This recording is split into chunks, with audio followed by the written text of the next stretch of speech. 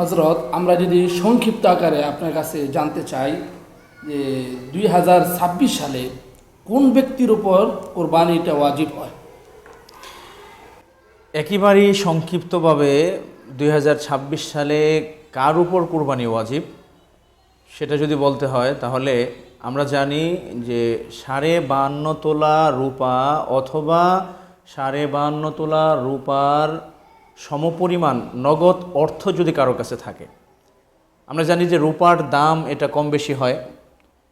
বর্তমান বাজার হিসেবে আমরা যদি এক ভরি রূপার দাম 3500 টাকা করে ধরি তাহলে সেক্ষেত্রে 52.5 তোলা রূপার দাম হচ্ছে 1,83,750 টাকা। জি।